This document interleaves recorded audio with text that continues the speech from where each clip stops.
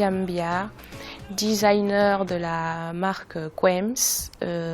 Déjà, j'étais pas designer, j'étais pas prévue pour être designer ou quoi que ce soit lié. Mais j'ai ma grand-mère qui fait des robes traditionnelles camerounaises depuis que je suis toute petite. Donc du coup, j'étais toujours près d'elle et tout. Mais moi, c'était plutôt la finance que j'aimais.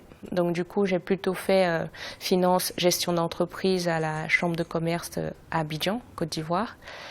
Donc voilà, finalement je me suis rendu compte que c'était pas vraiment quelque chose fait pour moi parce qu'être enfermée dans des bureaux, des calculs tout le temps, moi ça m'inspirait pas du tout.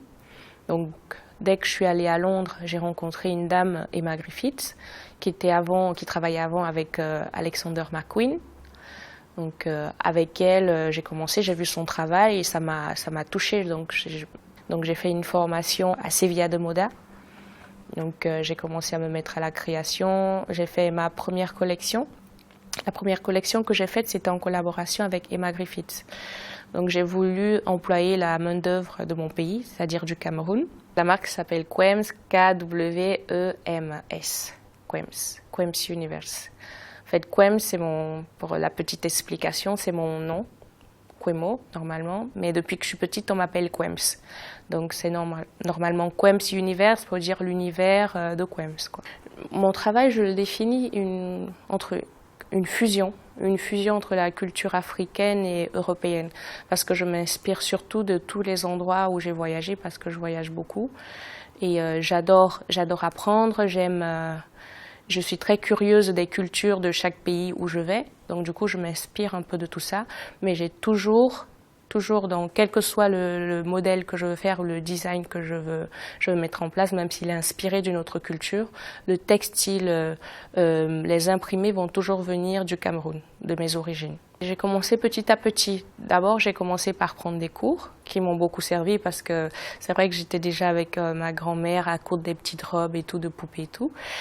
Mais je me suis améliorée dans le dessin parce que je suis beaucoup plus dans le dessin, d'accord, dans la couture, les patrons, la couture et de la confection, on va dire. Et petit à petit, je faisais des défilés. J'avais fait mon premier défilé. J'ai fait 2 présentations déjà à Londres en 2013, à la Fashion Week for Men, à Londres en 2013 et en 2014. Et le premier défilé que j'ai fait réellement, c'était à Séville en 2015.